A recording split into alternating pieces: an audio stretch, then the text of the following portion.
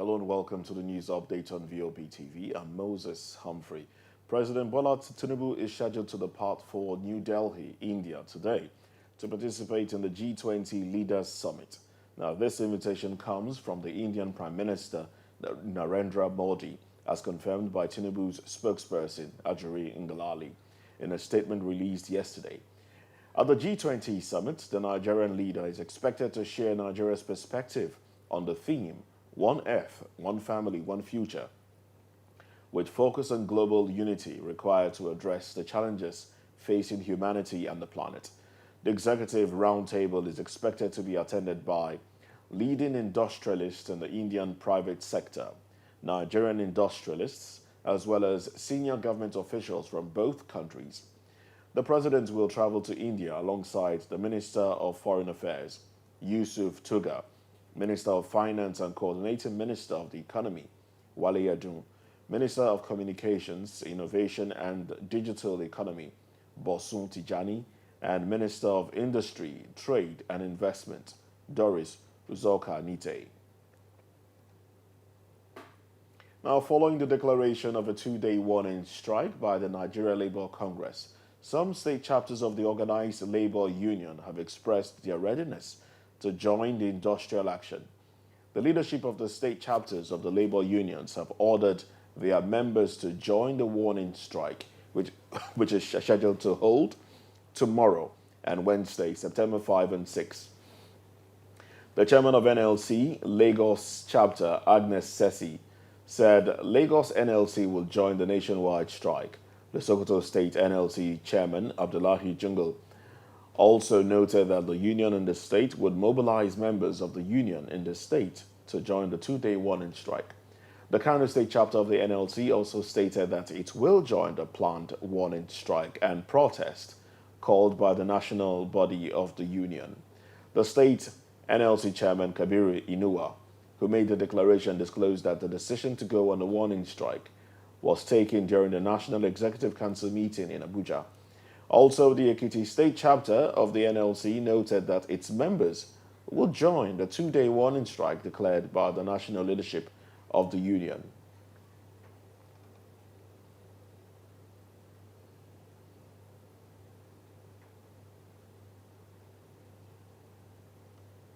A three-story building with a penthouse still under construction has collapsed in Ebu Umuenem Otolonewi community in the Nnewi North local government area of Anambra State. It was gathered that the building collapsed yesterday while the workers were getting ready to start plastering work on the structure. Three persons, a father and two of his children, who were said to be among those to carry out work on the structure, were instantly killed in the incident, while others sustained varying degrees of injuries. Eyewitnesses said other people who were also trapped in the rubble were later rescued during a rescue operation and then rushed to St. Felix Hospital, Nnewi. Some officials of the Council for Regulation of Engineering in Nigeria, Anambra State chapter, led by the chairman, Victor Meju, and the Transition Committee chairman of the Nnewi North local government area, Chris Obiora, visited the scene of the incident. When they arrived at the scene, manual laborers were seen at the rescue mission, on a rescue mission, as the excavator brought to rescue the victims broke down at the site.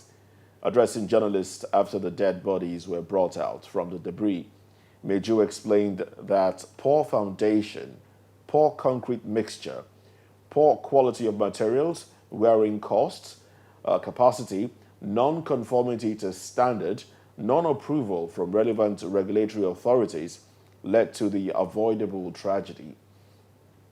Meju, however, announced the sealing off of the site, adding that the owner of the building, Chukunafo Anamanjo, will be invited for questioning and an investigation will be carried out. The Federal Road Safety Corps FRC Osun State Command disclosed that 6 persons lost their lives in an accident that occurred on the Imesi-Ile Highway in the state. The sector commander, Henry Benemesia, mentioned this in a statement by the command's spokesperson, Agnes Okungbemi, yesterday in Osogbo. BBNaija stated that two vehicles had a head-on collision due to brake failure of one of them, resulting in the death of 6 persons.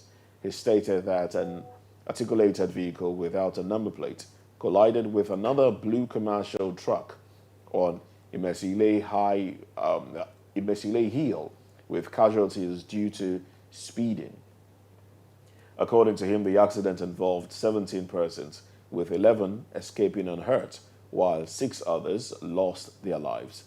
He charged road users to drive defensively in order to prevent any form of accident.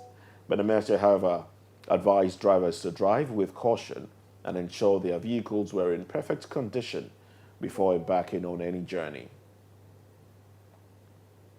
In business, the federal government has disclosed plans to review and reduce tax waivers given to companies operating in Nigeria as total tax incentives hit 6 trillion naira annually.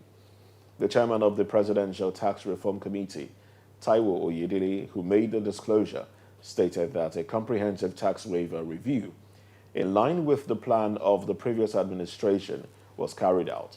He made the disclosure in Abuja when the Minister of Finance and Coordinating Minister of the Economy, Wale Adun, unveiled the 8-point agenda, which the Bola Tinubu-led government hopes to use in transforming the challenging economic environment. Earlier reports had put the average annual tax waiver figure at about 5 trillion naira. The latest move by the government may affect some companies and others which have benefited in one form of tax waiver or the other. At least 172 companies might not benefit from about 2.4 trillion naira tax waivers under the Pioneer Status Incentive and other tax exemptions as the federal government moved to phase out some tax waivers. Speaking at a press briefing, Oyedele added that Nigeria has about 6 trillion naira annual tax expenditure, which needs to be reviewed. The tax expert mentioned that the government plans to remove disincentives in the tax system of the country. He noted that the country has a 20 trillion naira tax gap, which, when closed with automated process, can boost government revenue. He also stressed that when people were allowed to be prosperous and businesses to thrive, the government could make money from revenue naturally. In foreign news, more than 40 persons were injured in Taiwan after Typhoon Haiku ripped across the island, uprooting trees and forcing thousands to evacuate. The storm, which made landfall yesterday on the east coast, was the first to directly hit the island in 4 years. Amid torrential rain and high winds, 2 persons in a mountainous region were hurt after a fallen tree hit a car. According to the officials, dozens others were injured, mainly by fallen debris. The storm picked winds of up to 200 kilometers per hour, but there have been no reports of deaths or any major structural damage. Today, the crew will be working on restoring service after 160 homes lost power the previous day. Although this is typhoon season in the Western Pacific, with 11 so far, Haiku is the first major storm to directly hit Taiwan in 4 years.